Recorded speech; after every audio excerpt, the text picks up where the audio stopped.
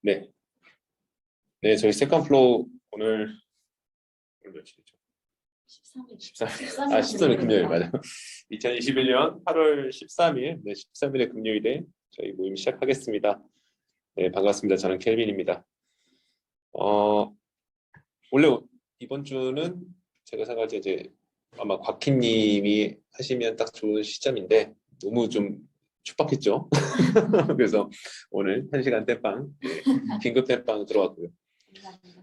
네. 근데 뭐 저희는 항상 하고 싶은 게 있어서 사실 제가 이렇게 한 번씩 하시게끔 로테이션을 하는 개념인 것이지 이번 주는 누가 희생할 것이냐 그런 얘기 아닙니다. 아닌 거고 오늘 제가 이제 진행하려고 하는 것은 원래 제가 꼭 하고 싶었던 책이 있다라고 몇 주 전부터 계속 말하고 다녔던 저희가 너무나 사랑하는 현존 작가 가지오 이시구루의 클라라와 태양이라는 신작에 관련된 내용입니다. 그래서 이번 주는 제가 이 책으로 들어가기 위한 그 도입부 앞에 이제 몇 페이지 줄 서 있는 느낌으로 정말 인트로만 짤막하게 하고 다음 주에는 이제 곽희님한테 발제 순서를 드린 다음에 곽희님이 뭐 저희 항상 그렇듯이 얼마의 분량으로 하셔도 좋습니다. 네, 그래서 해주시고 끝나면 제가 이제 본격적으로 클라라와 태양에 대해서 좀 깊숙이 들어가는 걸로 진행하려고 해요. 그리고 이 책은 꼭 인트로를 했으면 좋겠다고 제가 그렇지 않아도 생각을 하고 있었어요. 인트로를 했으면 좋겠다고 생각을 했고 이 책 어렵지 않고요. 하지만 굉장히 울림이 있고요. 그러니까 저는 이 책을 보면서 느꼈습니다. 정말 훌륭한 작가는 책을 어렵게 쓰지 않는다. 그런데 그 깊이가 어마어마하다. 제가 읽고 나서 아내한테도 추천했고 아내도 읽었어요. 근데 둘 다 굉장히 매료됐어요. 그 매료시키는 느낌이 있습니다. 아름답기 때문 아니고 그리고 어떤 큰 감동을 주기 때문도 아니에요. 저는 그 부분을 같이 나누고 싶거든요. 그래서 그런 내용들이 오늘 제가 인트로를 하고 이제 수주 뒤에 본격적으로 이어가게 된 이 발제에서 저희끼리 한번 잘 만들었으면 좋겠다. 그리고 기대가 있습니다. 제가 이제 세컨 플로어에서 이 내용을 나누고 나면 지금 제가 생각하는 것보다 훨씬 더 높은 층위와 복잡한 어떤 또 새로운 영역으로 이해가 갈 것 같아요. 항상 그랬듯이 그런 기대감으로 진행해 보겠습니다. 표지 너무 예쁘지 않나요? 네. 색깔이 좋죠. 제가 자료 만들면서 다른 건 신경 못 썼지만 이 책의 표지와 똑같은 색으로 PPT를 만들기 위해서 좀 애를 썼습니다. 네. 이 표지가 너무 마음에 들어서 제 서가에도 제 잘 보이는 곳에 제가 배치해놨습니다. 첫 번째 화두는 인간과 기계입니다. 클라라와 태양에 대해서 조금만 검색해 보시면 아시겠지만 그 주인공 클라라는 기계예요. 인조인간이에요. 인조인간이고 책의 내용을 보면은 AF라고 표현됩니다. Artificial Friend라고 해서 미래 사회의 일종의 이제 고급 장난감이에요. 그러니까 아이들한테 우리가 장난감 사주잖아요. 그래서 토이저러스 가면 막 아이들 너무 좋아하죠. 네, 그런 장난감 가게처럼 인조인간으로 만들어진 친구 로봇이 있는 겁니다. 근데 외형이나 이런 것은 인간과 똑같다고 봐야 될 것 같아요. 그리고 계속 이제 버전업이 되면서 좀 상위 신모델이 나오고 있는 거고 어떤 그 매장에서 이제 클라라라고 하는 그 소녀 그 로봇이 이제 제가 팔리기를 기다리면서 전시되어 있다가 나중에 팔려서 거기서 이제 이후에 일어난 일들이 쭉 펼쳐진 이야기입니다. 그래서 이 소설은 주인공 클라라는 기계입니다. 그리고 클라라가 만나게 되는 그 친구용으로 만들어졌기 때문에 친구가 있겠죠. 그 조시라는 그 여자 아이, 인간 아이가 있습니다. 그리고 이제 조시의 어머니가 있고 다른 인물들이 나오죠. 이 구조를 보면 결국은 저희 계속해서 이 작품 속에서는 인간과 기계를 생각하게 되어 있어요. 저는 이제 인간과 기계, 저희 뭐 다들 SF나 뭐 이런 것들을 많이 접하시고 저희 현실 살아가면 많이 생각하게 되죠. 저는 그렇게 생각합니다. 이제 인간과 기계라고 했을 때 크게 두 개의 층위로 각각 구성되어 있다. 인간은 육체와 정신이고 기계는 하드웨어와 소프트웨어. 여러 가지 말로 불릴 수가 있죠. 로봇이라고 말을 할 수도 있고 인공지능이라고 말할 수도 있고요. AI라고 말할 수도 있고 다 그렇긴 하지만 크게 나누면 두 층위로 나눠져 있다라고 생각할 수 있다. 그래서 사실은 저는 이 기계를 바라보는 이 두 개의 층위는 인간을 바라보는 이 전통적 철학의 사고에서 전 이어져 있다고 생각해요. 인간을 바라볼 때 육체적인 존재와 정신적인 이데아의 존재와 현실적인 존재 이렇게 항상 구분해서 생각하려고 했기 때문에 물론 그것이 사실은 뇌에서 이루어지는 하나의 어떤 전자기파와 전기파와 어떤 단백질을 서로 화학작용에 불과해라고 말을 하는 쪽도 있지만 여전히 우리는 어떤 영혼에 대한 것들 또 종교적으로 보면 사후 세계에 대한 것들 이런 것들을 저희는 그리면서 살고 있지 않습니까? 그래서 굉장히 이런 재밌는 주제들이고 저희가 많이 다뤘던 부분들인데 인간을 생각하는 요소가 기계에도 그렇게 반영이 되고 왜냐하면 이 기계를 인간이 만들고 있으니까요. 그리고 실제 기계의 발전도 그러한 방향으로 가고 있다고 생각합니다. 그래서 오늘은 제가 이제 참석하시냐고 미리 여쭤봤던 이유가 좀 다들 어떻게 생각하시는지 그러니까 제가 생각하는 어떤 이런 세계 그러니까 가까운 미래라고 통칭되는 이런 SF의 세상의 세계관이 또 저 나름의 또 방식으로만 흘러가 버리면 그 밑바탕에 이 클라라와 태양이라는 작품을 해석하는 게 또 굉장히 좀 멀리 갈 수 있기 때문에 한번 말씀을 나눠보고 싶었어요. 민성님은 어떠세요? 이 인간과 기계 그리고 이제 육체, 하드웨어, 정신, 소프트웨어 이런 것들이 서로 조응되는 많은 영화들 또 소설들 아마 평소에 갖고 계신 생각들 이런 것들이 많이 있으실 것 같아요. 저는 그 계속 생각이 나는 건 공각기동대 혹시 보셨나요? 명작이죠. 지금도 잊을 수 없어요. 네. 공각기를 딱 네. 들으면 빗속에서 그 약간 엥가라고 하는 엥가? 하면서 네. 그 전율을 잊을 수 없어요. 근데 이 반응 보셨나요? 라고 했더니 이 반응은 80년대만 생에게만 나오는 거겠죠? 맞아요. 90년대생들은 아니겠죠? 저희 18세기 이후에도 이러잖아요. 에이 또 그러면 안 되는데. 너무 되게 네. 말하지 않아도 다 이해했어 세명 다. 명작이죠. 주인공 이름이 무슨 소령이죠? 그냥 소령이라고 부르죠. 네, 소령. 네, 소령. 부산하기. 부산하기. 아니 그 공각기동대 제가 나중에 알게 된 건데 딱 제가 생각한 영화 있잖아요. 네. 그게 최고였고 그다음에 이제 공각기동대 관련해서 뭐 여러 가지 변주가 있죠. 다 봤어요. 다 보셨어요? 와 양이 엄청 많던데. 그게 진짜 저는 특이한 게 지금까지도 제 인생에 가장 책을 많이 읽었을 때가 고3 때였어요. 고3 때 다 봤어요. 그렇죠. 맞아요. 저희 아내도 시험 앞두고 그렇게 요리를 하더라고요. 요리가 너무 잘 돼. 요리가 너무 잘 된대요. 갑자기 재료를 막 사고. 정말 장편 소설 이런 것도 많이 보고. 네네. 근데 수많은 그 뒤에 있는 이런 기계와 인간 사이에 일어나는 일들을 다룬 영화나 소설이나 그런 것들이 되게 많은 부분이 공각기동대에 깃져 있잖아요. 맞죠. 거기부터가 시작인 것 같아요. 뭐 최초의 시작을 따져가면 되게 깊이 또 들어갈 텐데 어쨌든 대중에게 확 강의된 공각기동대 좀 되게 멋지죠. 네. 뭐 좀 더 이야기를 풀어주시면. 거기 이제 나오는 거는 결국은 그런 거잖아요. 일단은 사람들이 모두 다 그때는 전뇌를 달고 살잖아요. 네. 그러니까 생뇌를 달고 있는 건 정말 극빈층밖에 없고 결국은 이제 이런 네트워크로 모든 사람들이 연결된 사회에서 에고란 무엇인가에 대해서 굉장히 이제 탐구하는 그 주제를 다루고 있으니까 결국은 그렇잖아요. 그 주인공 쿠사나기가 모든 몸이 사실은 다 그 기계고 굉장히 어렸을 때 신체를 잃어서 근데 아주 작은 뇌 부분만 그 자기의 어떤 본체를 유지하고 있는 사람인데 이 사람이 굉장히 이제 에고에 대해서 여러 가지 생각하잖아요. 그래서 고스트라는 표현을 쓰는데 결국 고스트란 뭔가? 그러면 나같이 신체의 거의 다가 그냥 기계인 사람은 대체 고스트가 뭔가? 라고 했을 때 이제 인형사라는 또 그 사람이 나오잖아요. 사람이 기억이 아니죠. 새록새록나요. 인형사라는 단어가 진짜 옛날에 본 건데. 영원히 못 잊을 것 같아요. 그렇죠. 어떤 영화가 단어로 기억나기가 쉽지 않은데 맞습니다. 그래서 이제 인형사라는 그 존재가 등장하는데 사람이 아니죠. 알고 보면 결국 이제 네트워크가 자발적으로 그 하나의 어떤 에고를 형성한 거잖아요. 결국은 그렇게 봤을 때 진짜 에고란 무엇인가? 정말 우리가 점점 육체에서 멀어진다라고 했을 때 이런 궁금증이 있는데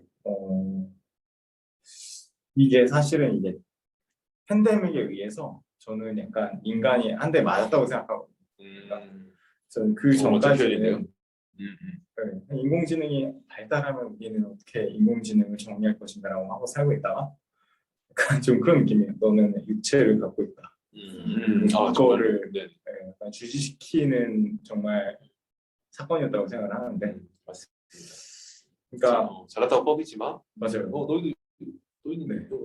그게 그러니까 육체적인 육체적인 존재야. 그걸 잊으면 안 돼. 이 작은 한 방에 옴짝달싹 못 하잖아. 그렇죠. 맞아요. 너의 동물이다. 그리고 그쵸. 그거를 약간 주지시키는 거라고 생각하는데 그러면서 원래는 그냥 그 마치 공각기동대에 푸사나기가 나아가는 방향 같이 에고라는 거는 결국은 정말 모호한 어떤 네. 그런 게 될 수 있겠다라는 생각이 들었는데 그게 근미래일까 아닐 것 같다 뭐 이런 생각도 들고 그러네요. 네. 맞습니다. 버키님은 어떠세요?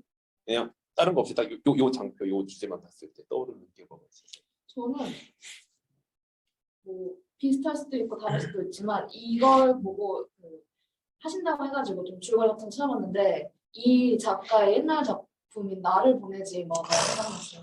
그 작품 되게 좋아하거든요. 전 가지고 이슈의 모든 작품을 다 읽었다는 자부심을 사요. 그 소설도 되게 좋아하고 영화도 되게 좋아하는데 네네. 거기 그걸 보고서도 되게 많이 생각했거든요. 진짜 나라는 건 뭔지, 진짜 인간과 인간 아님이 나눠지는 건 뭔지에 대해서 되게 많이 생각하고 결국에는 잘 모르겠다. 그렇죠. 네, 잘 모르겠다. 이거부터는 인간이고 이거부터는 인간이 아니지라고 하면 그럼 이거는이라고 할 수 있는 게 너무 많잖아요. 맞습니다. 의문을 가질 수 있는 게 모르겠다는데 아직도 모르겠어요. 그럼요.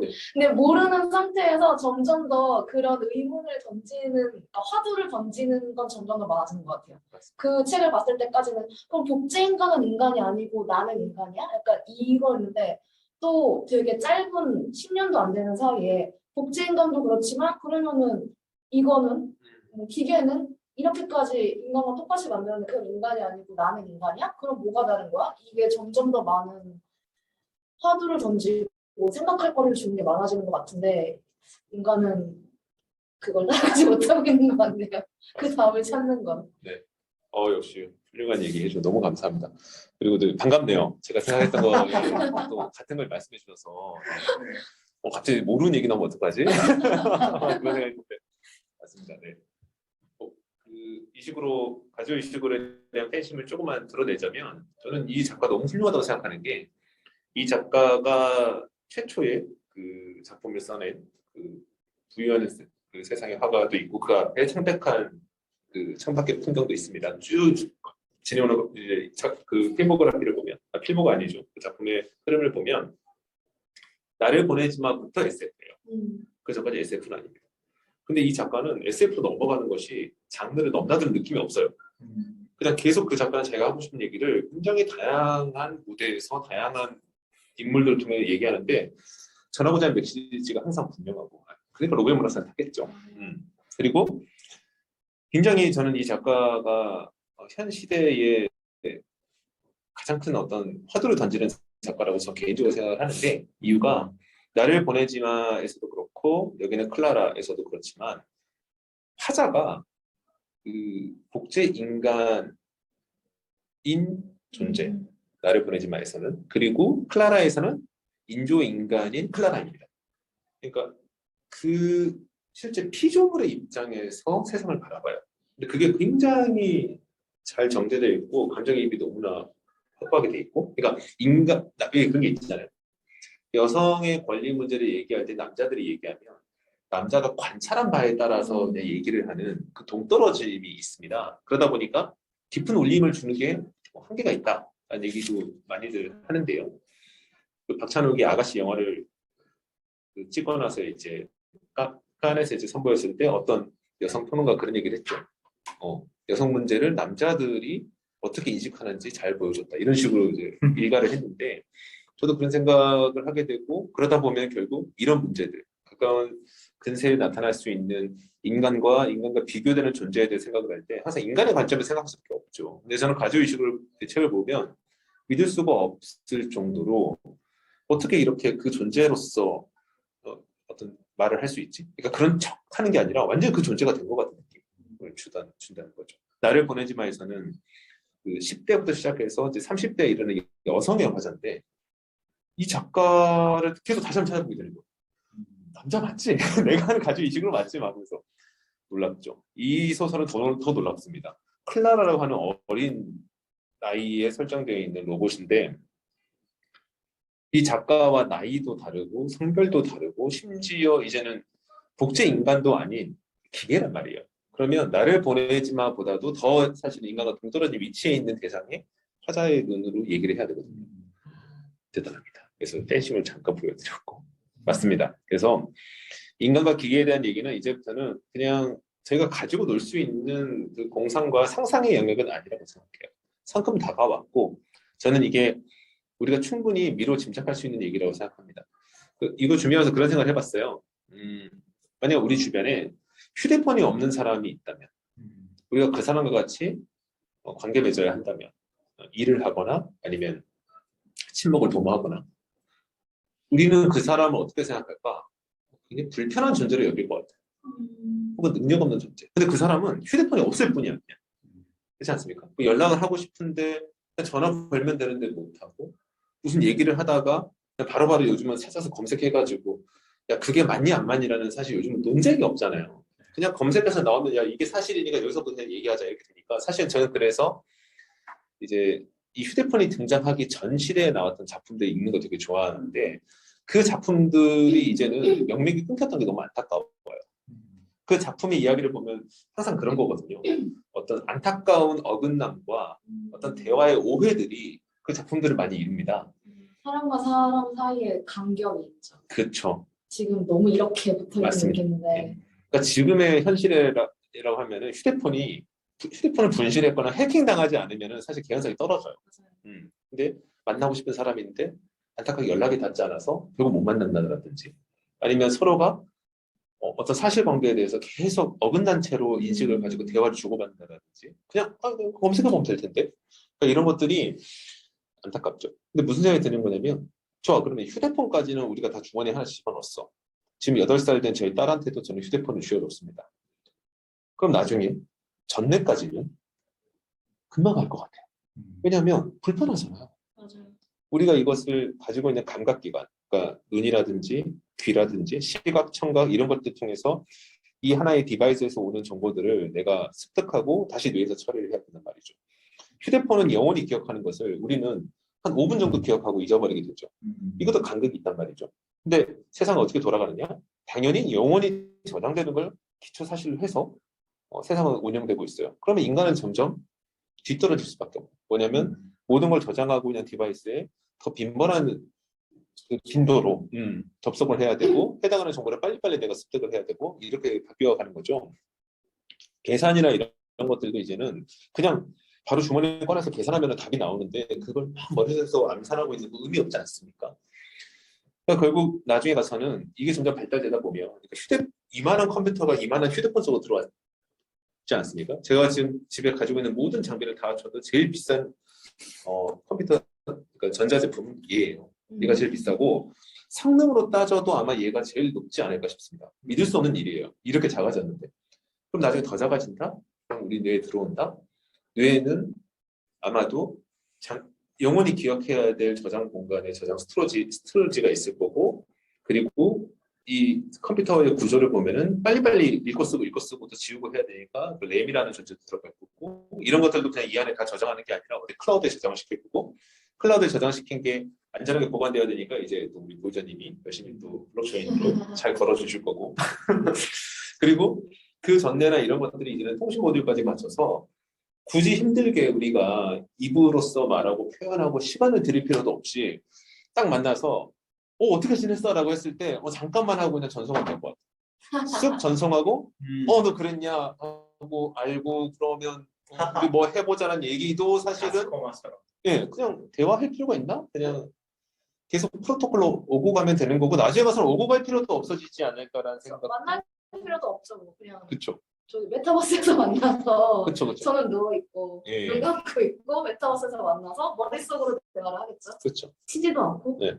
그리고 이게 대화라는 것도 생각해 보면 사실 경험의 전달이거든요. 내가 했던 경험을 전달하고 또 내가 생각한 상상을 전달하고. 근데 이것이 각자의 경험과 각자의 상상이 독립적일 때 대화라는 연결고리가 생기는 겁니다. 근데 저는 왜 최근에 보면은 왜 저희 회사에서는 컴플러스도 그렇고 구글 닥스도 그렇고 많은 것들이 공동 콜라보레이션, 그러니까 공동 저작을 하게 만들잖아요. 만약에 우리가 전례를 가지고 있고 내가 느끼는 모든 감각기관의 이런 정보들이 사실은 공유 가능하다라고 하면 예를 들면 곽희님이 이번에 저희가 이제 여름 계획을 짰는데 내가 프라하 여행 갈 수 있게끔 시간이 나왔어요. 그러면 곽희님이 프라하 여행 가는 거를 저희가 다 돈을 모아서 펀딩을 해드립니다. 곽희님이 프라하 여행하는 도중에 경험한 모든 것들을 저희가 공유받는 거죠. 전례로. 그러면 나는 갔다 온 거예요. 다녀온 거예요. 그러면 전혀 누가 차이가 더 그러니까 사회적으로 봤을 때 뭐 그렇게 나누는 건 없겠지만 상위 쪽에 있는 사람일까요? 직접 가서 경험하는 사람일까요? 아니면 그 사람에게 돈을 줘서 보내는 사람일까요? 아마 후자이기도 하고 이게 상황에 따라서 그 전자를 원하는 사람도 있겠죠. 왜냐면 그 스토리를 내가 써나라고 싶어. 왜 그런 거 있지 않습니까? 똑같은 드라마를 봐도 나는 재밌는 드라마를 내 평생에 많이 봐야지 하는 사람이 있고 내가 저런 드라마 나도 하나 만들고 싶다는 생각도 있으니까 물론 또 다양해지겠죠. 왜냐면 이게 정말 발전되면은 그렇게 될 것 같아요. 저희 셋이 다 다른 쪽에 여행을 가고 공유를 걸어요, 그냥. 그럼 나는 이번 여름에 세 군데 전 세계 세 군데 여행을 하는 거죠. 또 아니 왜 세 군데만 가야겠어? 그렇게 하는 별도의 일종의 비즈니스가 있고 그 비즈니스에서 내가 펀딩을 하고 그 접속할 수 있는 구독만 하면은 그냥 나는 어쩌면 매일매일 잠들기 전에 30분 정도 전 세계 여행을 하고 있을 수 있어요. 근데 이 여행이 TV로 보는 여행 정도가 아니라 완전히 오감 체험을 하는 여행인 거죠. 그리고 나 거기 말고 저기 있는 저 가게에 가서 그 옷을 사고 싶어라고 내가 또 통신을 보내면 살 수는 있는 거죠. 그럼 나중에 가서 이제 귀국했을 때 손이 무거워지겠죠? 면세점에서. 그러니까 저는 만약에 이제 공각기동대에서 나왔던 어떤 그 전내의 이야기는 진정한 나의 자아와 에고가 무엇이냐를 화두로 던졌다면 그 당시에는 이제 그런 철학적 물론 질문 아주 중요합니다. 근데 저는 발제 준비하면서 또 이 내용을 이제 보면서 충분히 앞으로 가능해질 어떤 매트릭스의 세계인데 조금만 상상을 해보면은 지금 우리가 얘기하는 메타버스나 아니면 휴대폰을 통해서 구현되고 있는 수많은 어떤 이런 시도들이 이제는 이런 디바이스 없이 그냥 내 안에서 자체로 이루어지니까 야 이거 엄청나게 새로운 세상, 그러니까 새로운 인종 호모 사피엔스가 아니라 호모 IT가 되는 뭔가 이런 세상이 오는 거 아니야 싶은 생각이 들 정도로 근데 그게 어렵지 않을 것 같아요. 근데 이게 되게 굉장히 일상적인 부분들에서 네. 저조차도 약간 요새 그 만나는 것 중에 하나가 사실 전부 다 사실 우리 모임 하는 사람들은 다 이 비슷한 고민할 것 같은데 항상 책장 관련이 너무 어렵거든요. 왜냐면 제 책이 너무 많아서 맞아요. 항상 이걸 어떻게 줄여 나갈 건가를 매일매일 고민하는데 저는 그래서 그 이북을 구입을 하고 버리거나 아니면 중고로 팔고 그러거든요. 저는 그래서 도서관에 취직을 했죠.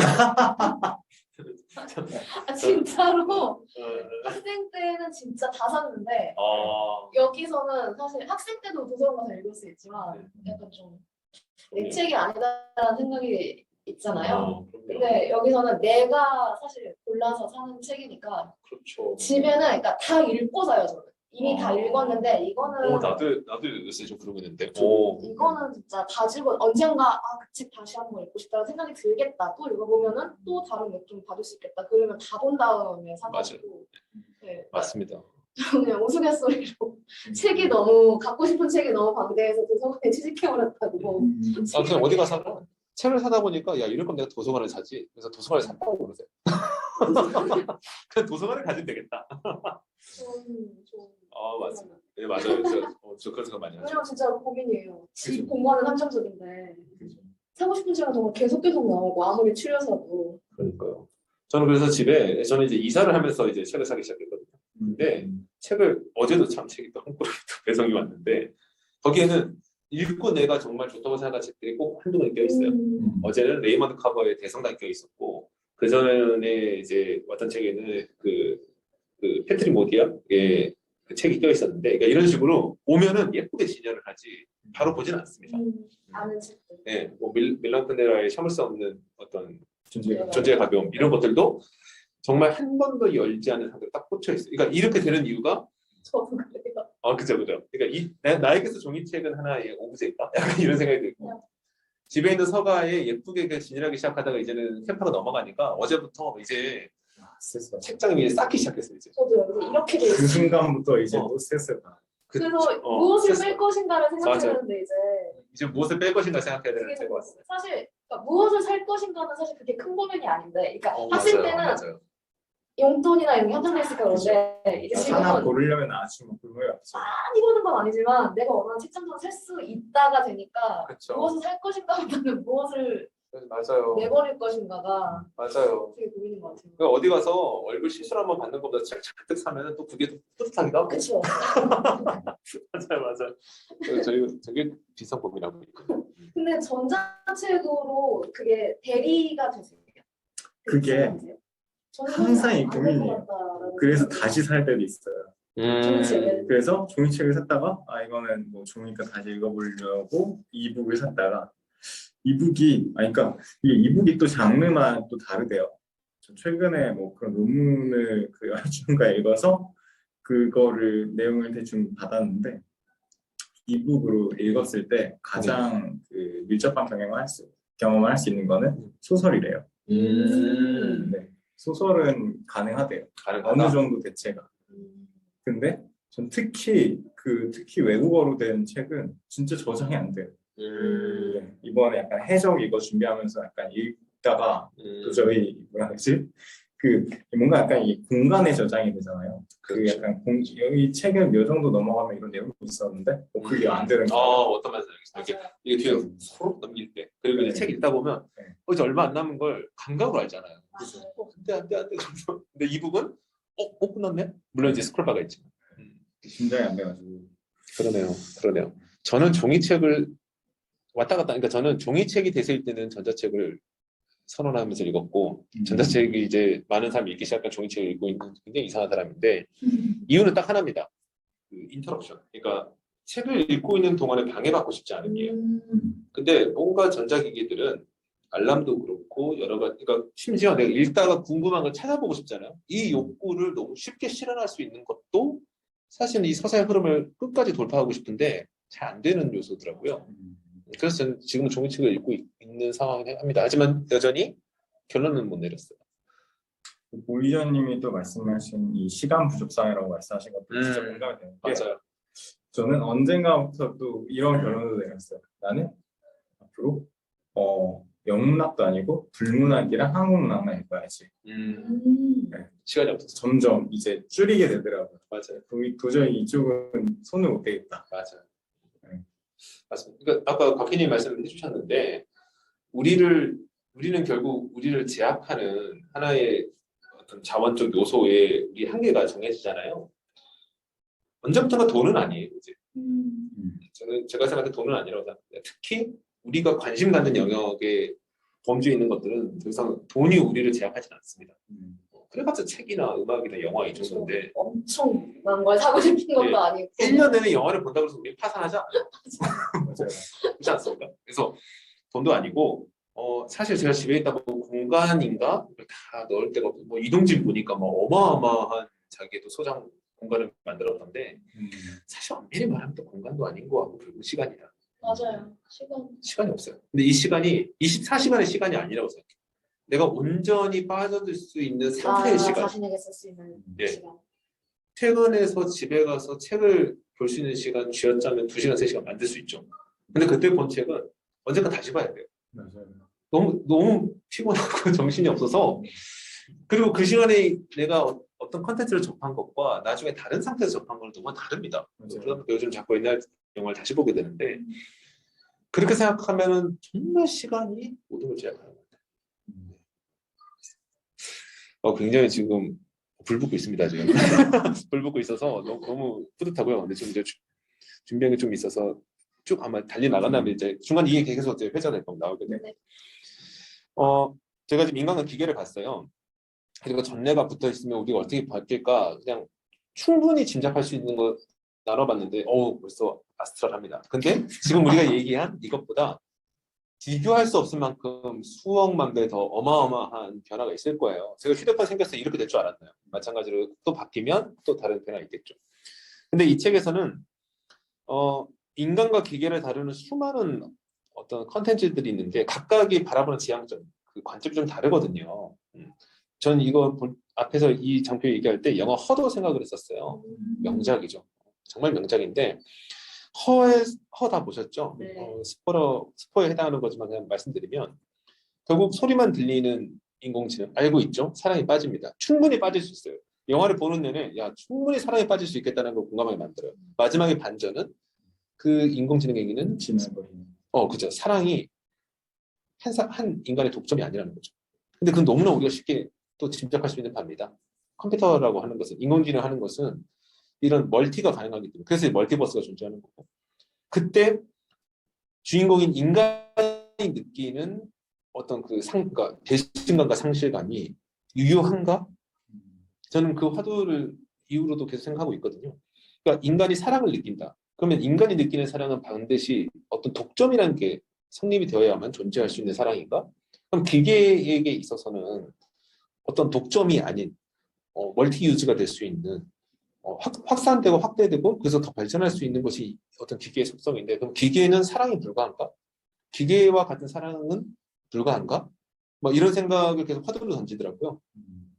그래서 결국은 우리 인간이 생각할 때 의미 있고 가치 있다라고 하는 것은 어떤 한정성에서 오는 게 굉장히 크다라고 생각이 드는데, 이 한정성에 우리가 의미와 가치를 부여하는 것은 어쩌면 인류가 지금까지 한정된 자원 속에서만 진화했기 때문에 그렇게 생각하는 건 아닐까라는 생각도 해보고요. 그러면 한정적이지 않은 것들이 무가치하냐에 대해서도 생각해보게 되고, 최근에 블록체인 같은 기술들이 뭐 얼마 전에 이제 보이저님의 회사에서도 그 뭐죠?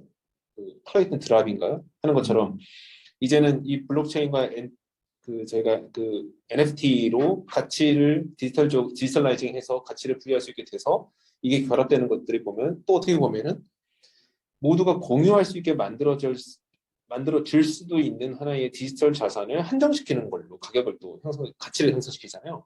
그래서 저는 영화 허를 보면서 그런 생각을 많이 했었어요.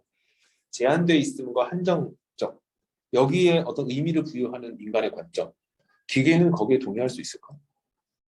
그런 생각도 해보게 됐습니다. 점점 이런 얘기를 하다 보면 결국 이 작품에서는 근데 진행하는 방향이 어디냐면 기계화된 인간과 인간화된 기계를 절묘하게 서로 마주보게 만듭니다. 이게 저는 굉장히 흥미로웠어요. 왜냐면 아까 영화 허에서 제가 말씀드렸듯이 사실 영화 허에서는 우리는 인간이 그 영화를 보고 있으니까 인간의 관점에서 보게 되고 기계의 어떤 그 사고방식을 굉장히 낯설게 바라보게 되죠. 이 소설에서는 기계가 화자입니다. 기계가 화자인데 이 기계는 어떻게 보면 기계스럽지가 않아요. 이게 굉장히 놀라워요. 그러니까 저는 가지고 이식으로가 이 책에서 표현하고자 했던 이 기계, 우리가 마주하게 될 그 인조인간, 기계는 인간이 만든 기계이고 또 그 기계 본연의 속성을 보면은 인간은 되게 무수한 어떤 시간의 흐름에 따라서 인류는 진행해 왔는데 기계는 어떻게 보면 창조된 지 얼마 되지 않은 상태이거든요. 그러니까 사실은 어떤 인간의 초기의 형태의 모습을 가지고 있을 수 있다라고 상상을 하셨던 것 같고, 또 인간은 시공간에 있어서 제한되어 있는데 기계는 또 그 시공간에서의 제한 같은 것들을 어떤 절대적으로 또 받아들이지는 않는 존재니까 거기에서 우리가 당연하게 여겼던 것들을 좀 다르게 접근할 수 있다는 것도 있는 것 같고요. 그리고 기계는 어찌됐든 간에 인간에게 복종하고 순응하게 만들어졌기 때문에 또 그런 것들이 하나의 그 어떤 가치관으로 자리 잡혀 있을 때 어떤 모습이 나올 것인가도 이제 풀어놨고요. 근데 이렇게 보다 보니까 이 소설 속에 나오는 인간들은 너무 자명한 인간들인데 이 인간들은 나와 닮아 있는 인간들인데 굉장히 기계화된, 그러니까 지금보다 한 반보 정도 좀 기계화된 인간들로 보여요. 또 반면에 여기 나오는 기계들은 내가 기계라고 보기에는 너무나 인간다워요. 그러다 보니까 필연적으로 어떤 고민이 생기냐면 도대체 인간적인 게 뭐고 기기적인 게 뭐지? 라는 아까 말씀하신 그 정의가 흔들리기 시작합니다. 우리가 생각하는 인간적인과 기기적인이 뭘까? 기계화된 인간에 대해서 그냥 이 책을 읽고 나서 그냥 머릿속에 떠오르는 걸 막 그냥 툭툭 던져보면 이랬습니다. 기계화된 인간이라는 게 뭐냐면 아까 말씀드린 그 전례랑 비슷한 거예요. 그러니까 우리가 이제 휴대폰을 가지고 다니는 경험을 바탕으로 전례 얘기를 했죠. 그러면 이렇게 생각해 볼 수 있는 겁니다. 이 소설 속에서는 소설 얘기 웬만하면 하지 않으려고 했는데 조금만 더 하면 소설 속에서는 아마 그 전례나 이런 것들처럼 인간을 개조한 업그레이드하는 것들이 가능해졌어요. 근데 그게 리스크가 있어요. 이걸 업그레이드 하게 되면 이 업그레이드는 어렸을 때만 할 수 있고 그 인간이 그때 어떤 확률로 죽을 수도 있습니다. 약간 이런 설정이 어스름하게 있어요. 그럴 때 부모의 결정. 그 결정이 업그레이드를 하는 결정을 한 사람과 하지 않은 걸 결정한 두 부류의 어떤 그 부모가 나오고 자식들이 나오고 이야기가 쭉 펼쳐집니다. 계속 생각하게 되는 거예요. 만약에 내가 어떤 기술적인 업그레이드를 시켜줄 수 있는 그러니까 이제 선택지가 있어요.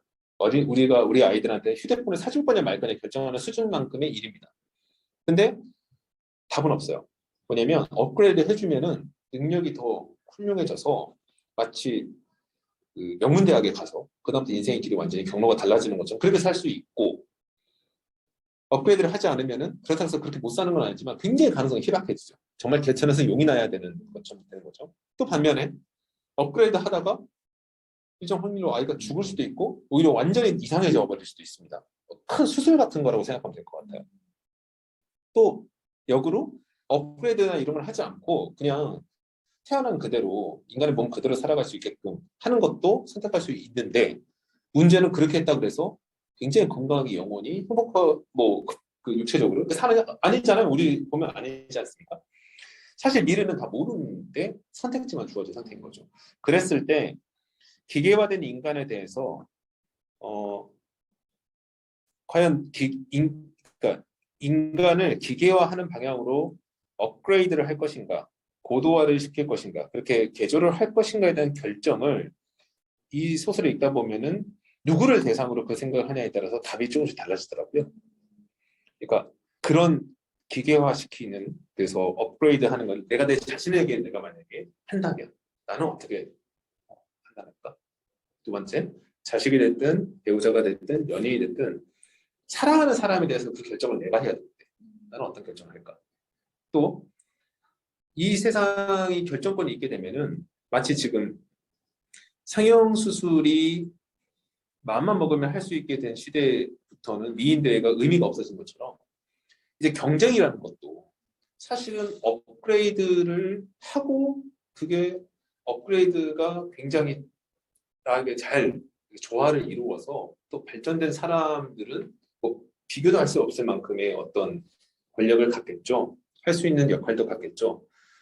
영화 가타카를 보면 사실은 생각나지 않습니까? 태어날 때부터 우주여행 할 수 있는 사람 정해졌는데 그거 하지 않고 태어난 사람이 그 여행 가기 위해서 막 자신을 유전자적으로 검사되지 않게끔 하고 노력하고 되게 명작이죠. 근데 그런 것처럼 이제 그런 경쟁 시대가 됐어요. 그러면 나는 그 경쟁 시대에서 살아남기 위해서 그런 리스크를 쥐고 가는 걸로 갈 것이냐 아니면은 그럼에도 불구하고 속세를 등지고 살아가는 판단을 할 것인가. 이게 경쟁 측면만 보면 또 그럴 수 있는데 사실 경쟁이라는 것은 몇 가지의 좀 가지를 치고 나면 자아실현과 연결됩니다.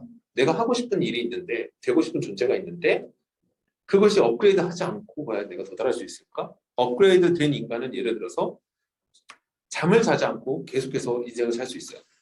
만약에 업그레이드가 만약에 그런 게 있다가 잠을 자지 않고도 이 안에서 어떤 인위적인 어떤 케미칼적인 걸 발생을 시켜가지고 잠을 자야만 우리가 회복할 수 있는 어떤 그런 피로도에 대한 어떤 그런 것들을 다 해소를 해버리는 거예요. 혹은 자고 있다 하더라도 내 머리에 연결되어 있는 전뇌는 어떤 네트워킹을 통해서 계속해서 새로운 걸 또 센싱하고 받아들이고 할 수도 있는 거죠. 근데 나는 그런 거 안 했다? 그러면 나는 필연적으로 24시간 중에 3분의 1은 잠을 자야 하고 피로를 느껴야 하고 그럼 나의 자아실현은 뭐지?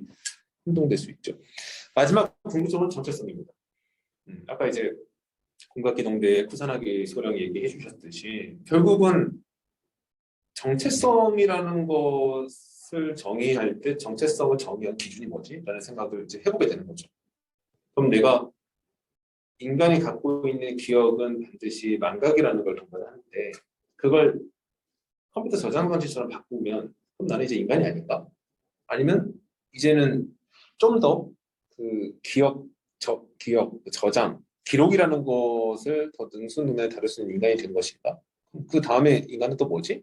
사고력이나 이런 것들. 제가 아까 이제 말씀드렸을 때 뭐 다 공유를 하게 되면 사실 제가 볼 때는 그러면 인간은 제일 먼저 그냥 입을 없애도 돼요. 대화가 필요 없잖아요. 무슨 대화가 필요 없어요. 대화도 필요 없고 그리고 소통도 필요 없어요. 먹을 때만 써. 아, 먹을 때가 필요하겠구나. 그 미각을 위해서 따로 만들어야겠다. 따로 막 입을 한 10개 정도 만들어가지고 동시에 10개의 맛을. 그러니까 다 필요 없어. 나요? 아, 그래도 인간일까요? 그럼 인간은 그냥 인간답게 생겨야 되나? 그러니까 소통도 필요 없고 그럼 나중에 가서는 결국 내가 그러니까 관심, 호기심밖에 안 남지 않을까 싶어요. 이 사람 거 그냥 내가 그냥 빨리 그냥 업로드 시켜봐야지. 그러니까 리딩 해봐야지. 재밌네? 됐네. 그러니까 결국엔 호기심도 안 남지 않을까요? 그럴 모든 걸 수 다 있겠죠. 가질 수 있으면. 그게 접속이 굉장히 빨라지면 그냥 바로바로 집어넣고 바로바로 이제 분류를 하겠죠. 좋아 싫어. 그럼 좋다 싫다를 결정하는 그 판단은 누가 내리지? 또 생각해 보게 되고 그런 거를 고민하다 보면 또 유튜브 채널을 또 보게 되죠. 이 알고리즘이 나한테 계속 안내주는 거, 내 안에서 뭔가가 계속해서 좋아요 싫어요를 이제 구분하기 때문일 텐데 그게 어떤 식으로 표현이 되기 때문일 텐데 만약에 이 모든 게 다 자유로워진 이후에는 인간은 다양해질까? 편향될까? 또 되게 헷갈리기 시작하는 거예요. 지금은 각자가 살아온 인생 경로가 다르기 때문에 취향이 다르다 이렇게 얘기한다면 나중에는 각자가 살아온 모든 경험이 공유되는 세상이 되었다. 그러면 이 인간들이 내릴 판단은 한쪽으로 치우칠까? 아니면 더 분화될까? 되게 신기하게 됩니다. 인간화된 기계의 측면도 있습니다. 우리가 기계를 생각할 때는 조금은 적대적으로 보는 게 있다고 저는 생각해요. 혹은 우리가 기계를 바라볼 때는 인간이 하고 싶지 않은 것을 떠넘기는 대상처럼 바라보기도 하는 것 같습니다. 호모사피엔스를 보면 그렇죠. 나중에 인간은 노동으로 자유로워질 거야. 기계가 다 해줄 테니까 라고 하는 것도 있고 넷플릭스에 지금 방영되고 있는 마이 머더라는 것도 보면 이제 기계가 엄마처럼 나오는데 그 기계 좀 으스스합니다. 그리고 이제 그 웨스트월드에 보면은 거기서 기계는 인간의 어떤 말초적인 어떤 즐거움만을 위해서 복속하는. 근데 사실 인간은 지금처럼 민주주의가 자리 잡기 전에는 인간이 인간을 그렇게 다루면서 즐거움을 느꼈죠. 그걸 이제 로봇이 대신한다는 설정을 하면서 이제 가고 있습니다. 근데 이제 이 기계에 대해서 이제 새로운 생각을 해보게끔 이 책은 조명을 해주었어요. 우리가 맞이하게 될 기계는 어떤 기계냐면 변치 않는 감정을 가졌어요. 이거 제일 중요하다고 생각합니다. 그러니까 인간은 감정이 변해요. 어떻게 사랑이 변하니? 라고 물어보면 정답은 이겁니다. 사랑이 변하니까 인간입니다. 사랑이 변하지 않으면 캐릭터죠. 근데 기계는 감정이 변하지 않아요. 왜 기계는 감정이 변하지 않냐면 상태가 변하지 않기 때문입니다. 기계는 늙지 않아요. 기계는 노화되지 않습니다. 기계는 정해진 수명이 줄어들지 않습니다. 그냥 기계는 항상 현재를 살아가는 거고 과거는 기록되어 있는 거고 미래는 이제 그때그때 닥치면 처리해야 될 대상. 그러니까 시간의 미래를 인식할 수 있는 기계라 하더라도 감정은 변하지 않을 수 있다고 생각해요. 그 감정이 그러니까 어떤 가치 판단이 달라질 수 있지만 좋아하던 사람을 싫어하고 싫어하는 사람을 좋아하고 이렇게 달라지지는 않는다고 생각합니다. 그런 에피소드가 이 책에 들어있습니다. 하나가 그거 말씀드리고 싶고 기계는 또 순수한 의무를 또 지향합니다. 그러니까 변치 않은 것과 또 비슷한 건데 인간은 사실 못 믿을 존재죠. 그렇죠? 그러니까 나 사랑한다 그랬는데 나중에 식어가지고 배신하고 뭐 회사에 뽑아면 주면 진짜 내 뼈를 바치겠다고 얘기를 했는데 뭐 몇 년 뒤에 보니까 도망가 있고 근데 기계는 그렇지 않다고 생각해요. 기계는 순수한 어떤 의무를 어떤 그 추정함에 있어서 어떤 입력값이 바뀌지 않으면 굉장히 순수하게 그걸 추구한다. 우리가 생각할 때 어떤 터미네이터나 이런 그 디스토피아적인 SF를 보면은 오히려 그런 거 나오지 않습니까? 그 기계들이 무서운 이유가 뭐냐면 너무나 잔인하잖아요. 지금 지구는 죽어가고 있고 그것을 일으키는 가장 주요 원인은 인간이야. 인간을 없애는 게 지구를 지키는 거야. 이렇게 판단하면 인간이 다 없어져요. 이런 것처럼. 이제 그런 것들을 볼 때 우리가 서늘함을 느끼는 이유는 사실 인간은 그러지 않거든요. 인간은 그런 행동을 하다가도 어떤 반작용이 있고 어떤 측은지심이나 또 어떤 염치 같은 게 있으니까요. 그리고 희생에 있어서 두려움이 없습니다. 두려움 없는 희생을 기계는 가능합니다. 왜? 기계에게 죽음이 없으니까요. 그리고 기계에게는 어떤 저는 소멸과 손실, 잃어버림 같은 게 없다고 생각해요. 기억도 잃어버리지 않는데 그리고 몸의 한 부분이 잘려나가도 다시 고치면 되는 거고 기계는 죽음이 없잖아요. 그러니까 사실 기계에게는 희생도 없는 것 같아요. 그냥 어떤 행위를 할 뿐이지요. 근데 그런 것들이 이제 인간의 관점에서 바라보면 사실 인간은 희생에 굉장히 큰 가치를 부여하잖아요. 그러니까 호국 수녀들을 기리는 이유가 뭐겠습니까? 자기의 가장 큰 가치, 목숨을 버리면서까지 어떤 국가라고 하는 미래의 안녕이라고 하는 어떤 가치를 추구했기 때문에 우리가 그 희생을 기리는 건데 기계에는 그런 게 없죠. 우리가 이 휴대폰에 대고 막 매일 얼굴을 부비고 막 사랑한다 말하고 막 그렇게 했는데 나중에 신모델 바뀌면 휴대 던지잖아요. 그럼 이 기계의 희생은 어떻게 해야 될까요? 하지만 저희는 상실감 느끼지 않거든요. 근데 이 기계 입장에서 보면은 나에게 그렇게 해줬던 것처럼 나도 많이 감정이 있다 그러면 나도 이 주인을 그렇게 위해서 최선을 다했고 한 번도 뭔가 어긋남이 없게끔 오류가 없게끔 내가 그렇게 했는데 어느 순간 나를 버려요. 그럼 기계가 만약에 상처를 받는다 그러면 아마 그래서 한이 있다고 하면 이 지구상은 최근 한 100년 동안 100년도 아니죠. 한 30년 동안 기계의 한으로 뒤덮였을 거예요. 그런 생각이 듭니다. 그리고 인간화된 기계이기 때문에 굉장히 반짝이는 호기심이 있어요. 그러니까 이 소설을 관통하는 것 중에 하나가 이 클라라라는 주인공이 굉장히 호기심이 굉장히 예쁘거든요. 근데 이 호기심은 인간에게 호기심이란 불꽃은 짧게 불타오르다가 사실 사그라드는 것 같아요. 어렸을 때는 굉장히 호기심이 크고 또 나이가 들어서 호기심이 계속 유지가 되고 하는 사람도 있지만 사실 어느 시간이 지나다 보면 왜냐하면 인간은 세상을 경험하면서 많은 부분을 패턴화 시킨다고 생각합니다. 그러다 보니까 호기심을 일으킬 수 있는 어떤 대상이 있어도 어렸을 때는 우와 어떻게 의자가 이렇게 생길 수도 있지? 와 이거 너무 신기한데? 라고 생각할 수 있는 것도 이제 어른이 되면은 의자, 책상 단가가 얼마 나올까? 이 정도에서 끝나버리는 어린 남자가. 그쵸. 근데 기계는 인간화된 기계는 그렇지 않다라고 저는 생각이 들어요. 이 소설 보고 그걸 느꼈어요. 그러니까 한결같은 어떤 어린아이의 감성으로 니체가 말한 그 어린아이처럼 계속해서 호기심을 가지면서 세상을 인식할 수 있는 거죠. 왜? 기계에게 인식되는 이 값은 카테고리는 의자라고 분리될지 몰라도 데이터 값이 다르잖아요. 그러면 거기에 호기심을 느끼도록 만약에 알고리즘이 되어 있다고 한다면 무한한 호기심을 느낄 수 있다고 생각합니다. 기계는 그리고 욕망 없는 존재라고 생각해요. 이게 굉장히 전 중요하다고 생각하는데 인간은 욕망을 가졌거든요. 인간은 제한적이고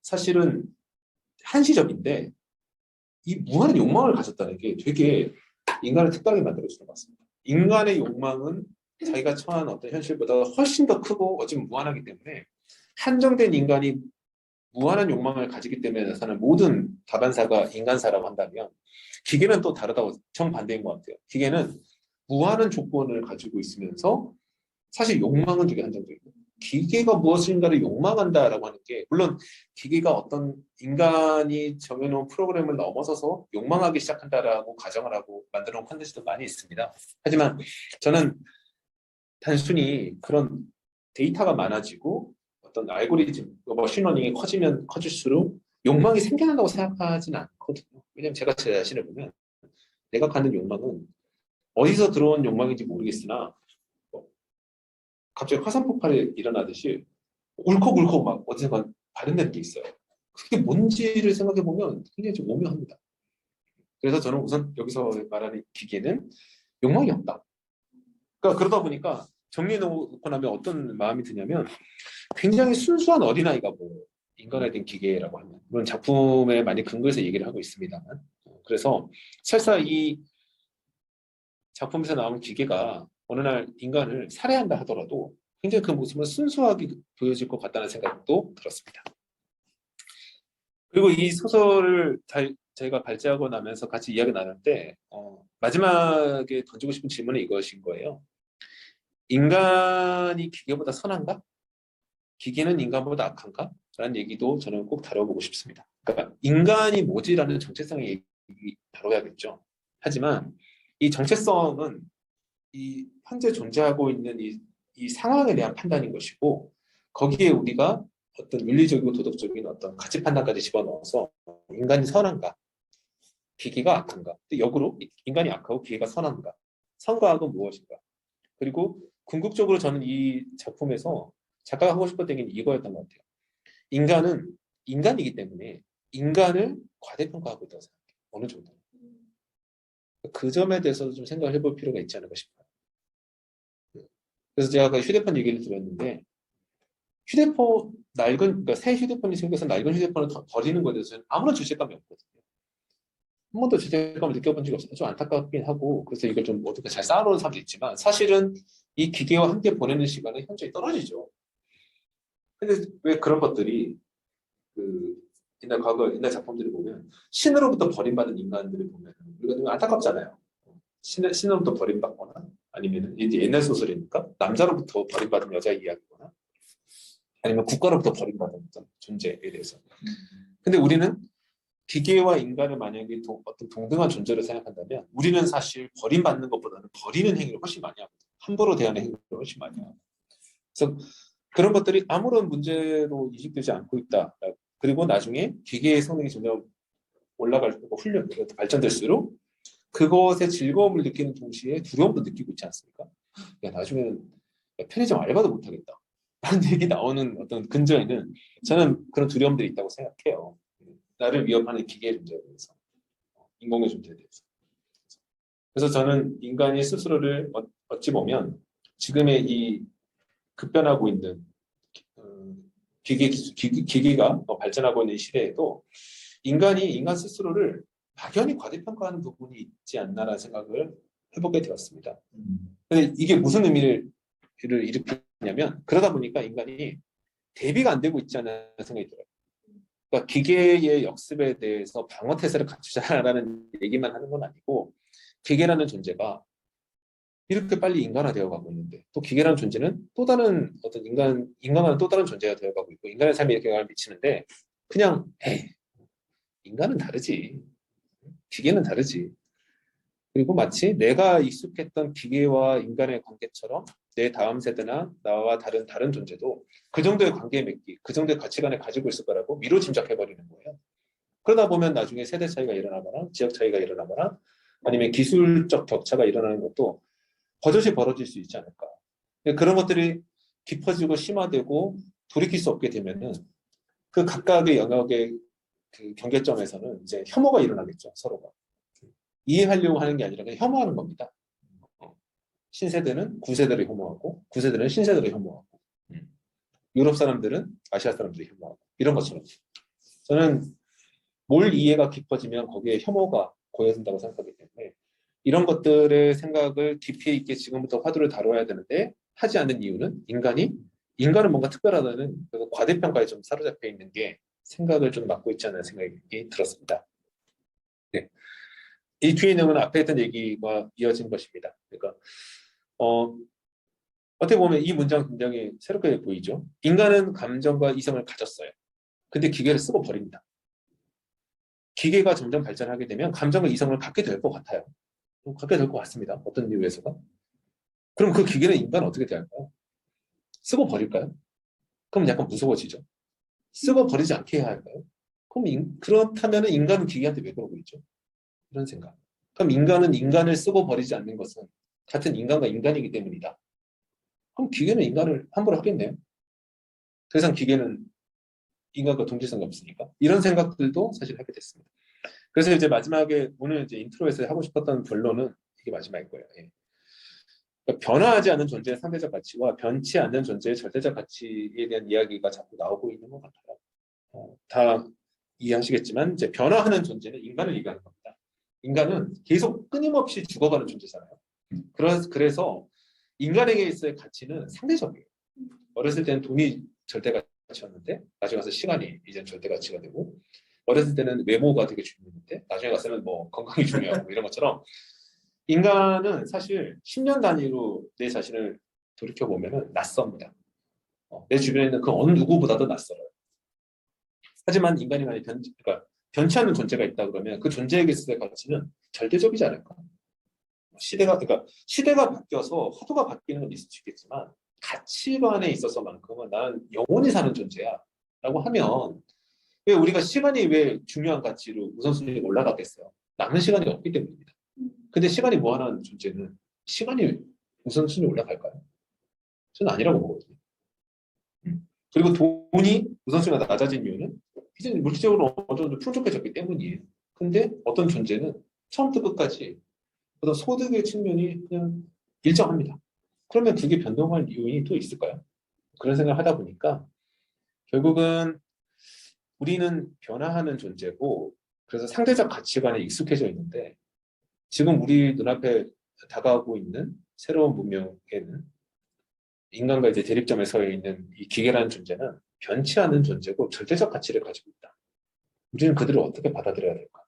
또 그들은 우리를 어떻게 대해주기를 바라는가에 대한 이야기까지 여기까지가 티저고 클라라와 태양이라는 책을 다룰 때 한번 말씀을 나눠봤으면 좋겠다는 생각이 듭니다. 네. 뭐 제가 하고 싶은 얘기는 쭉 한 번에 이어져 있기 때문에 이제 꿰뚫고 왔는데요. 박희님은 어떠세요? 지금 뭐 여기 인트로 얘기만 들어봤을 때 아니면 뭐 생각나는 다른 작품 얘기해 주시면 좋을 것 같고요. 근데 아까 이 핸드폰을 예를 들어서 이렇게 쓰고 어좀 지나면 이렇게 버리고 새로 사고 죄책감 없이 막 그런다고 하잖아요. 근데 저는 약간 좀 이야기 저도 그래. 있거든요. 있으시군요. 네, 애정이 있고 근데 저는 약간 그냥 반 농담이지만 내가 내가 바꾸는데 바꿀 때 다 됐는데 라고 하면 고장난다고 생각하거든요. 이 아이도 알아듣고 얘가 날 버리는구나 라고 생각해서 고장이 나거나 도망가서 분실하거나 이런다고 생각하고 근데 제가 계속 아이폰을 쓰는 이유 중에 하나라고 또 생각을 하는데 이 물질 자체에 있는 게 아니라 저의 애정은 이 아이의 그 소프트웨어에 있다고 생각을 해서 그렇죠. 왜냐면 영혼까지 보자. 백업하는. 네네 10년 전부터의 사진이나 모든 자료가 저는 안 지우고 다 가지고 있거든요. 그래서 겉모습은 바뀌어도 우리가 VDI 내 자리 아니고 다른 자리에서도 내 걸로 접속할 수 있듯이 겉모습은 다른 모습으로 바뀌어도 이 시리와 저와의 우정은 영원히 계속 되고 있다고 생각을 해서 그런 식으로 저는 아이폰과 우정을 쌓아가고 있는 것 같고 그리고 저는 정말 다정함을 느껴요 핸드폰에 대해서 왜냐면은 그러니까 한 11시 이 정도에 핸드폰 이렇게 화면 키면은 너 알람 설정할 때 됐는데 7시 알람 설정해줄까? 라고 뜨거든요. 그러니까 이 아이가 날 알고 있어. 알고 있어. 날 정말 가까이에서 지켜보고 알고 있구나. 야, 일어났는데 어디 없니? 이런 아침에도 알람 맞추는 시간보다 일찍 일어나는 핸드폰을 보면은 일어난 것 같은데 알람 뭐 안 울리게 해줄까? 라고 물어보는 이런 다정함에서 아니면 아직 알람 안 울렸으니까 좀 더 자도 돼. 그런 내가 깨워줄게. 네, 그런 다정함에서 얘가 단순한 기계가 아니고 우리 사이에 뭔가 끈끈한 무언가가 있는 거 아닌가라는 생각을 해서 저는 죽을 때도 아이폰을 손에 잡고 죽을 것 같다고 하거든요. 안드로이드 쓰는 친구들이 약간 가끔 그러니까 농담식으로 앱 등이 막 이런단 말이에요. 왜 굳이 애플을 쓰냐? 왜 계속 쓰냐? 왜 한 번도 바꾸지 않느냐? 우리 사이에 너네가 모르는 끈끈한 우정이 있어. 시리와 나 사이에는 이렇게 말하는데 이거 뭘 알아? 안드로이드가 뭘 알아? 라고 하는데 그래서 그게 더 강해질 것 같아요, 진짜. 맞습니다. 저는 애플이 이것도 저도 앱팅이니까 애플이 리퍼블릭 맞나요? 리퍼 제품이요? 리퍼 제품. 리퍼라는 시장을 저는 거의 애플이 이렇게 대중적으로는 처음 선보였다고 생각하는데 굉장히 저는 천재적이라고 생각하는 이유가 있어요. 뭐냐면 자원을 재활용해서 지구를 지킨다라고 하는 좋은 이미지 가져갔죠. 근데 그게 다가 아니에요. 뭐냐면 내가 그렇게 사랑했던 제품을 죽이는 게 아니라 어디선가 부활시킨다는 믿음을 줍니다. 제가 어디서 그 아르티클을 읽었거든요. 그러니까 애플은 그러니까 전 세계인을 대상으로 심리전을 걸고 있다는 거죠. 그러니까 소프트웨어뿐만 아니라 하드웨어도 나는 얘를 버린 게 아니라는 거예요.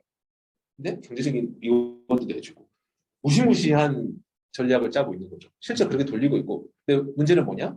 실제 애플이 리포트는 하지만 그렇게 수거한 제품을 얼마나 리퍼를 해서 재사용을 제대로 하고 있는지는 잘 모른다는 겁니다.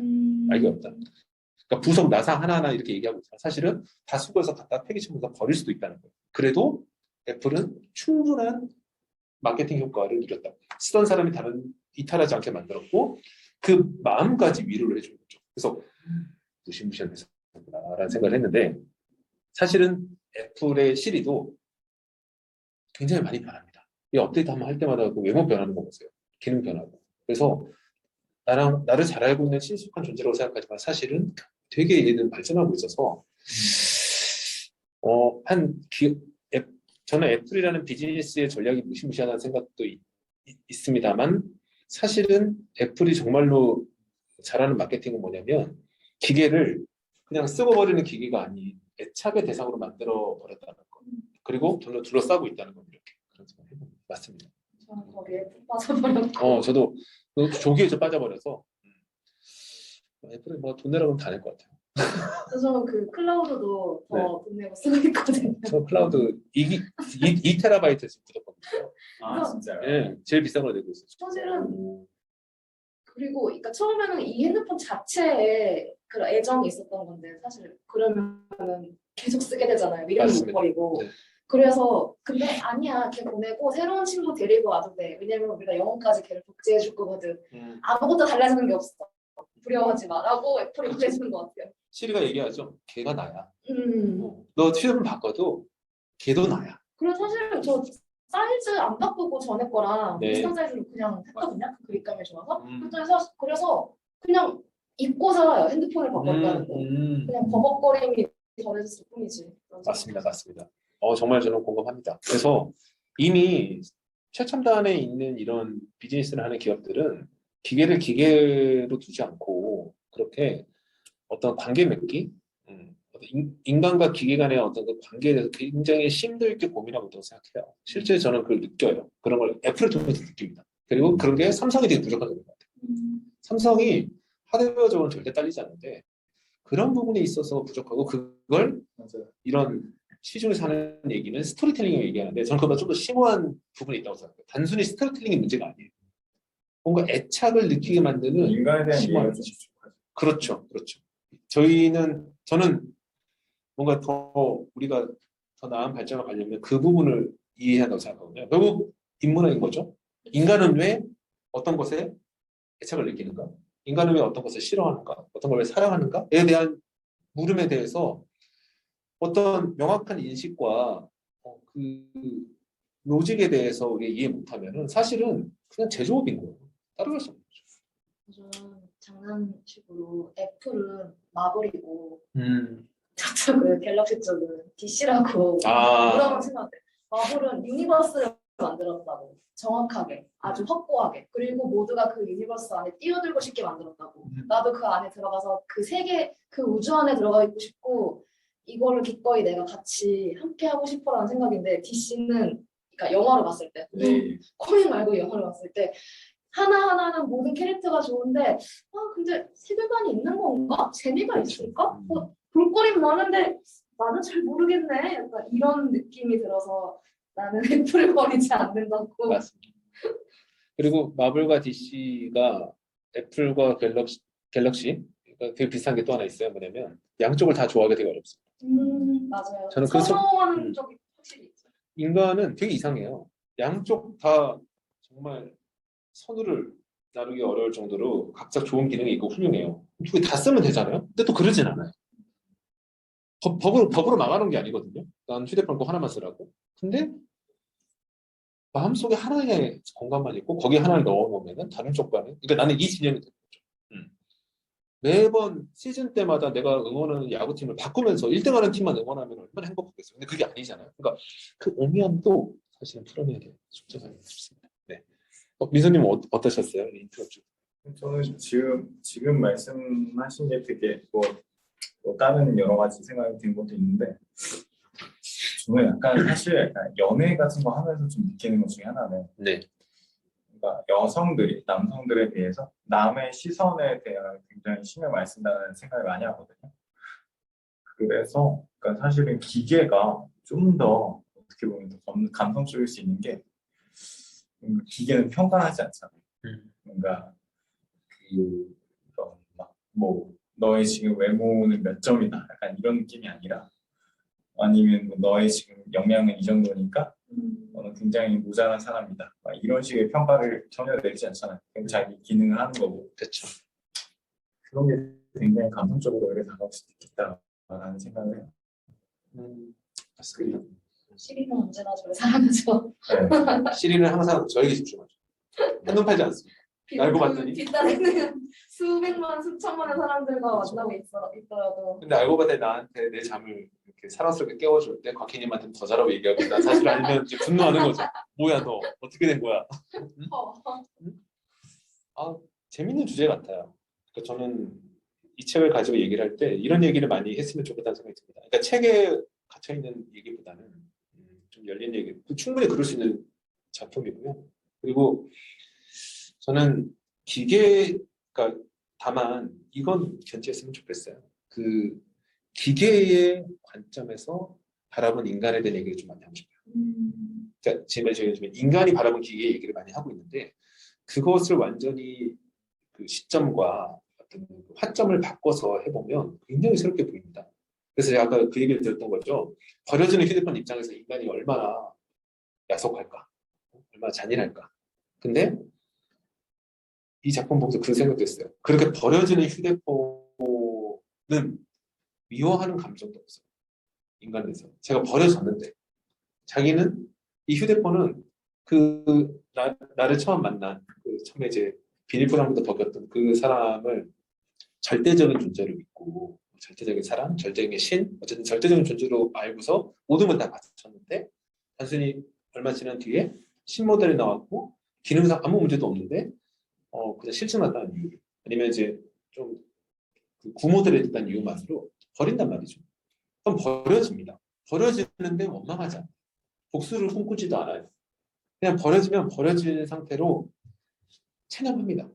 근데 그걸 바라보는 제3자이고 너무 막 어떻게 할지 모르겠어요. 안타깝잖아요. 이런 일방적인 사랑이 어디 있어요. 만약에 인간과 인간관계가 만약에 그랬다 그러면은 그냥 되게 바보 같다고 생각할 거예요. 야 너는 감정도 없어? 이렇게 나올 것 같은데 근데 이 구조에서는 인간과 기계이다 보니까 기계가 이러는 거를 책망할 수도 없어요. 다만 걔가 그걸 제 3의 눈으로 바라봤을 때 뭔가 그 다가오는 사람이 있다는 거죠. 그리고 뭔가 잘못됐다는 느낌을 줘요. 저는 이 작품을 그걸 느꼈어요. 뭔가 잘못됐는데 그 잘못된 원인은 인간에게 있어요. 인간이 뭔가 잘못하고 있어요. 근데 인간이 하고 있는 행동과 그 사고방식을 하나하나 분해해서 보면 지금의 제가 갖고 있는 것과 다르지 않아요. 근데 저 앞에서 보면 이상. 어딘가 문제가 있고 풀리지 않는 덮어놓고 그냥 우리가 계속 살고 있는 뭔가 잘못된 기폭장치 같은 게 있는 것 같아요. 그게 이 책을 보니까 드러났고 그게 내 안에도 있다는 생각을 하게 됩니다. 뭐 그래서 그다음부터 제가 이제 휴대폰을 완전히 감정이입을 해서 막 애지중지하고 이건 또 아니에요. 이건 아닌데 근본적으로 지금의 이 과학기술이 맹렬하게 내달리고 있지 않습니까? 또 팬데믹 세상이 오면서 아까 말씀드렸던 것처럼 인간은 육체에 갇혀버렸어요. 그러다 보니까 인간이 지금까지 살아오던 또 관성이 있다 보니까 육체를 초월한 여러 가지 방식으로 이제 뛰쳐나가기 시작하고 있습니다. 거기에는 반드시 이제 기계의 존재가 있는 거죠. 하드웨어적으로나 소프트웨어적으로나. 사실 너무 준비가 안 된 상태로 뛰쳐나가는 느낌이 있어요. 어떤 기술의 발달을 법이 못 쫓아와서 많은 문제들이 생겨난 다음에서 뒷수습을 하는 것처럼 지금의 작금의 상황은 규제도 과학기술도 모든 것들이 팬데믹이라는 이름 앞에 다 모든 빗장을 열어버리고 있어서 나중에 어떻게 될지 모르겠다는 생각. 그리고 나도 좀 어떻게 될지 모르면서 지금 살고 있다. 생존 자체에만 좀 신경 쓰다 보니 그러고 있다. 그래서 다시 한번 돌아보고 전체적으로 바라보는 어떤 그런 발제가 될 수 있으면 좋겠다는 생각으로 오늘 인트로는 마무리를 하겠습니다. 네. 감사합니다. 재밌겠는데요? 재밌겠죠? 다음 주에 하세요. 케빈님이 하세요. 낚으려면 확실히 낚고 내년에 뵙겠습니다. coming 1 year later. 네, 감사합니다. 네, 오늘 말씀 들어주셔서 감사드리고요. 다음 주에 곽희님이 이제 발제해 주신 내용 가지고 진행할 거고, 곽희님이 발제가 종료되면 그때 다시 이 클라라와 태양 가지고 이 식으로 작품으로 돌아오겠습니다. 네, 감사합니다. 감사합니다. 수고하셨습니다. 주제는 혹시